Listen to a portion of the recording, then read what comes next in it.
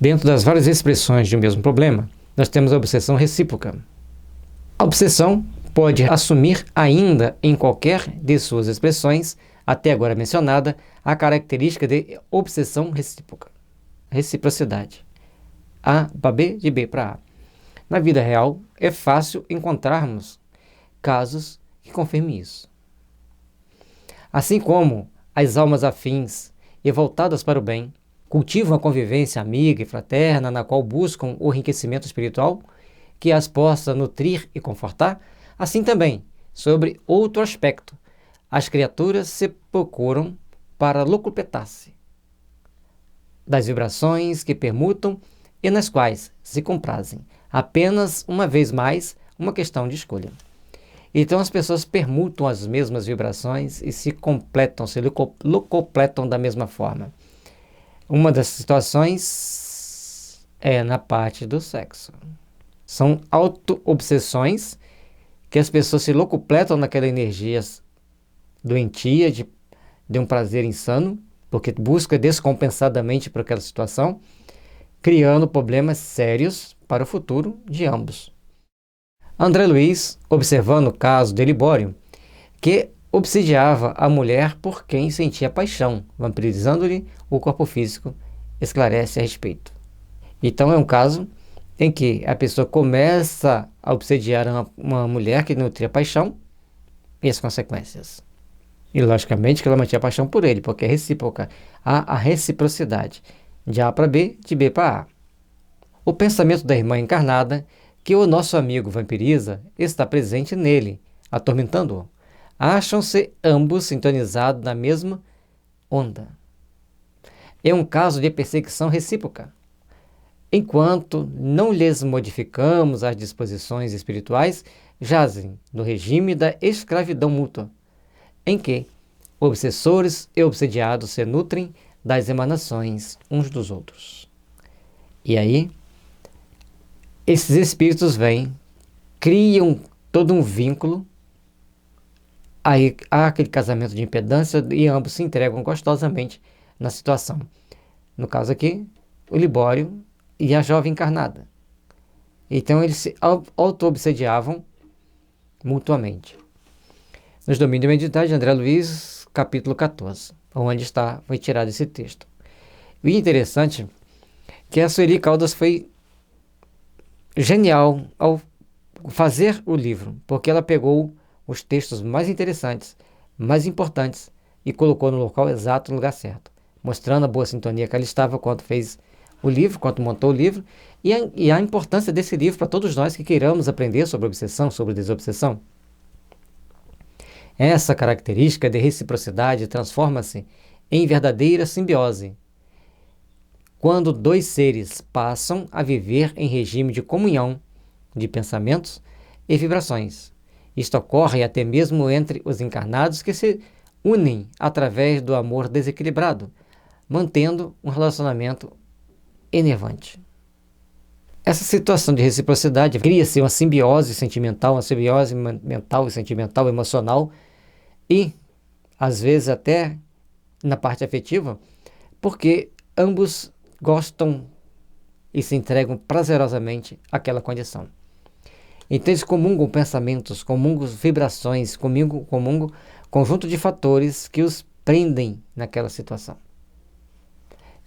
atrasando a evolução tanto do espírito encarnado quanto do espírito desencarnado.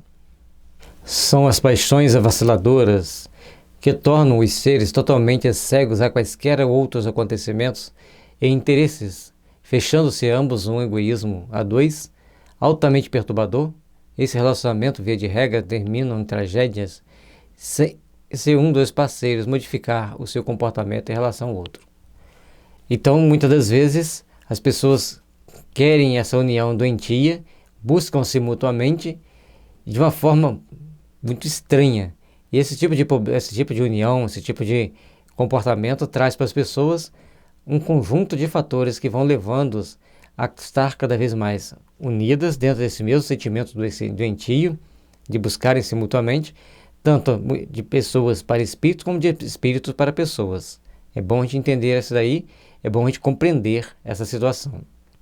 Não raro, Encontramos em nossas reuniões casos de obsediados que estão sendo tratados e que afirmam desejar livrar-se do jugo do obsessor, quando este, entretanto, comunica-se, gaba-se de que o encarnado o chama incessantemente e diz precisar dele, o obsessor, não se podendo separar, pois necessitam um do outro.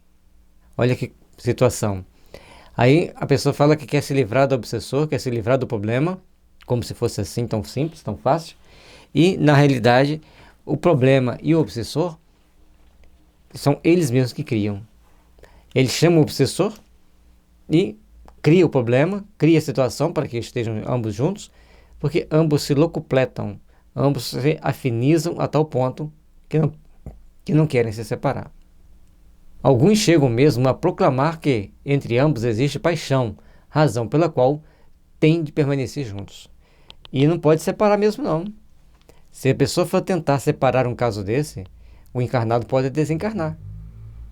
Não porque ele vai sentir falta ou vai sentir saudade.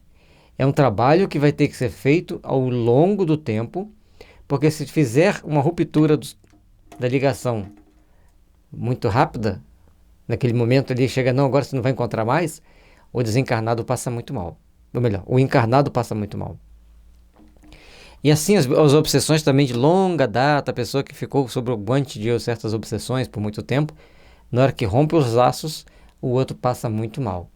E há casos que as pessoas ficam internadas, não conseguem nem ficar em pé de tão zonzo que a pessoa fica. São situações diferentes que a gente precisa de procurar entender.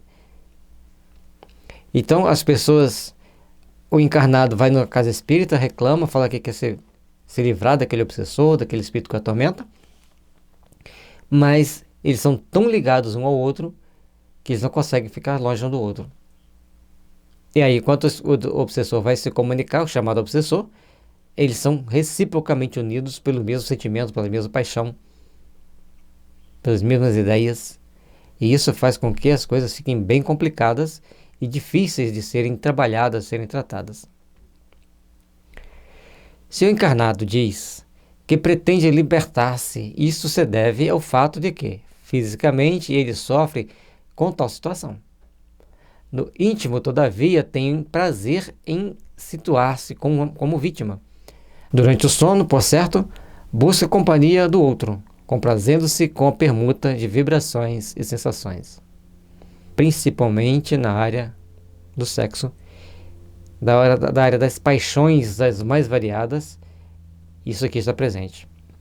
São situações que as pessoas se buscam mutuamente, as pessoas procuram se complementarem-se mutuamente e as pessoas procuram então agir de forma tal que ele não se desvincula do espírito, nem o espírito se desvincula dele.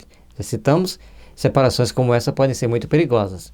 As possessões é um caso mais ou menos parecido com a obsessão recíproca, porque quando você desliga ambos, o obsediado do obsessor, o obsediado costuma falecer, desencarnar.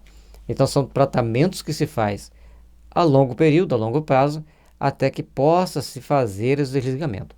Em alguns casos, ao desligar, vai desencarnar mesmo. Mas esses são os casos mais graves de possessão. Essas obsessõezinhas assim, a espiritualidade, junto com a equipe mediúnica bem treinada, tem como trabalhar aquilo ali para que, ao longo do tempo, a pessoa consiga se desvencilhar das suas paixões íntimas que o ligue àquele espírito, e o espírito também vai se desligando daquela pessoa naturalmente ao longo de um período de tarefa.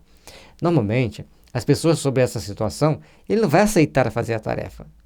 Ele chega e fala que quer livrar do problema, o espírito fala que o problema é o encarnado que o chama, o encarnado cai fora.